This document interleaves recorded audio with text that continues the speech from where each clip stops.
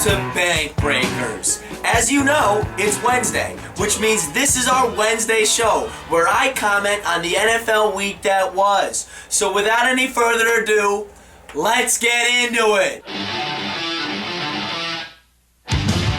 The award-winning ESPN series 30 for 30 returned this past week with its first episode airing titled The Trojan War, a film that highlighted the 2005 Reggie Bush scandal, where he received over $250,000 in bribes. Although the film was wildly entertaining, the most memorable part came in the final 5 minutes, as it turned to Lance Armstrong, of all people, to justify the validity of Reggie Bush's tainted accomplishments. People ask me, did Reggie Bush ever win the Heisman Trophy? I say, of course he did. Is it me, or is Lance Armstrong just talking about himself the entire time? Hopefully there's that moment where they say come back on campus. In continuance with absolutely egregious topics from this past week, Tom Brady and Peyton Manning did something this past Sunday that we haven't seen in the entire 15 years they've spent together in the league. Now, individually, these guys have accomplished amazing feats, from numerous Super Bowl championships to copious amounts of MVP awards to a shit ton of passing touchdowns. But this Sunday, they did something we've never seen. They both threw a pick six, which I think is incredibly cool. But is it as cool as this?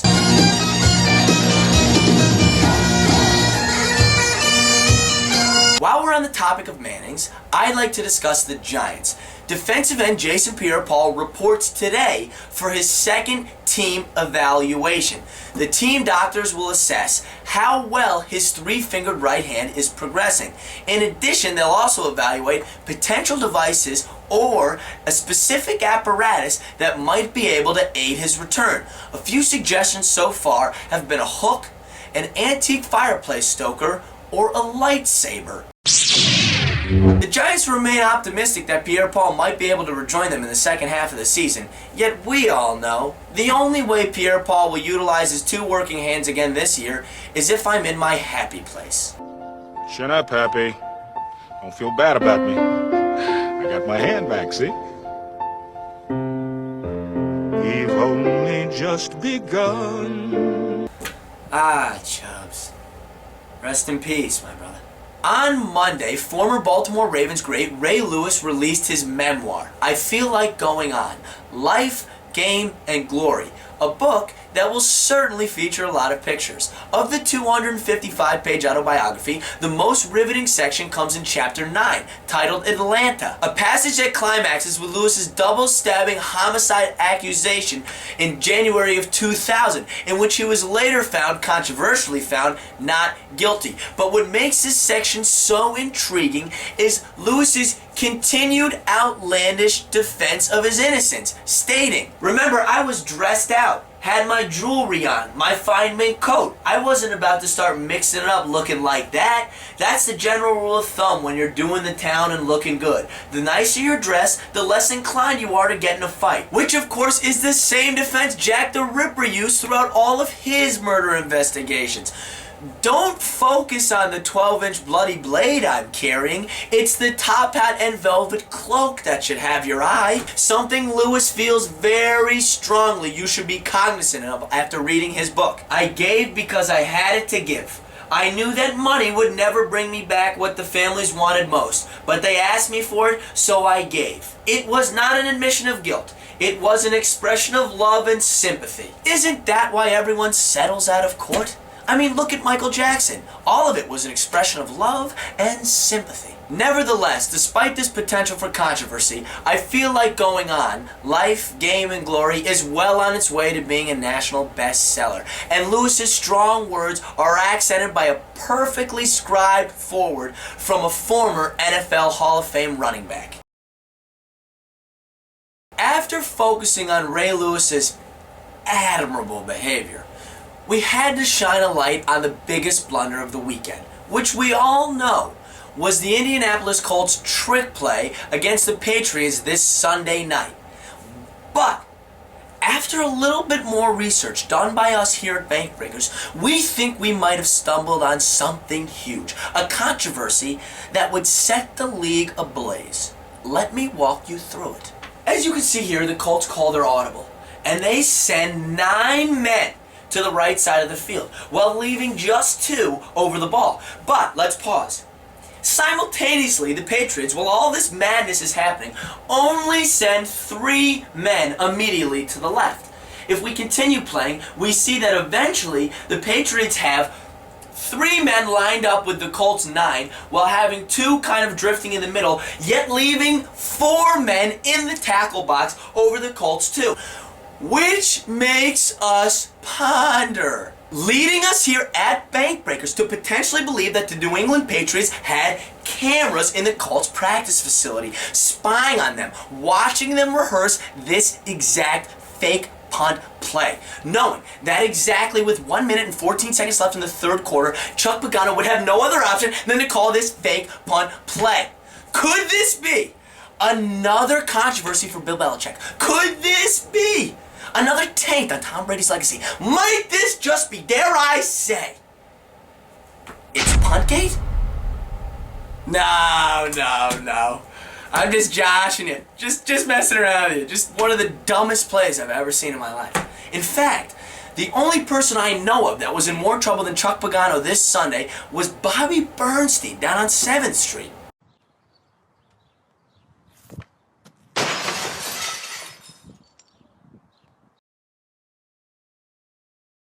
Our main story this weekend revolves around Revenge game. And I'll tell you, I am getting so sick and tired of hearing every sports network and every sports channel over-report about Revenge game. Even the name itself is starting to annoy me. Revenge the game. truth is, the Week 6 victory for the New England Patriots over the Indianapolis Colts was just that. A Week 6 victory for the Patriots. And other than the stupidest play I've ever seen on television, it was a relatively routine game. Yet every channel, all these sports channels and these sports reporters think that we need to see every little detail of this game. I mean, they think it's good television to take us into the Patriots locker room after the win. We got a lot of contributions from everybody today. It's a good team win. Made some big plays on the defense, big plays on offense, big plays in the kicking game. Big fumble recovery, fake punt, block kick. So I mean, it's just stupid. Even after the game, they're going up to Patriots players like Jamie Collins, asking them if beating the Colts means more to them than beating any other team. Like, I care about watching that. Like, as a viewer, I want to see that. The revenge factor, the playing for Tom factor, downplayed all week. But how satisfying was this one?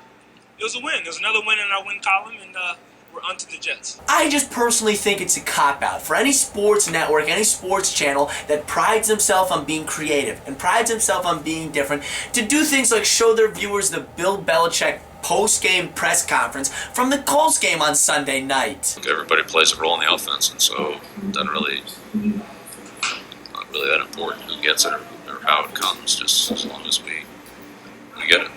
I mean, it's just a joke. Even if you turned your TV off, you couldn't escape the Patriots-Colts coverage. Your computer was being bombarded by different articles and different pictures of Colts fans trailing this idea of Deflategate. I mean, it might be time to let it go. Eventually, your entire screen is covered by this whole idea. I mean, the bottom line is, any sports reporter that thought it was a good idea to make Revenge game their main story, shame on them.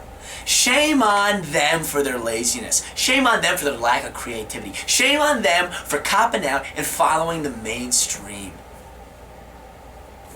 That having been said, let's move on to the rant of the week. But they are who we thought they were. Cannot coach with them. Can't do it. Don't talk about it. Playoffs? This week for my rant, I'm going after the NFL rulebook because I don't know what constitutes a catch, and I don't think the refs do either. Every week, I watch plays like this, I think catch, they say no catch. I watch plays like this, I think no catch, they say touchdown. I don't get it, and maybe I'm too stupid. So you know what I did? I went to the local high school. I went to the educated. I went in with the learned, and I asked them if they knew what constitutes a catch. And these are the answers I got. So how would you describe to catch the ball? Well, I would catch the ball and make sure I get to the end zone before they tackle me or smack the ball out of my hand. For me personally, I don't think it's easy.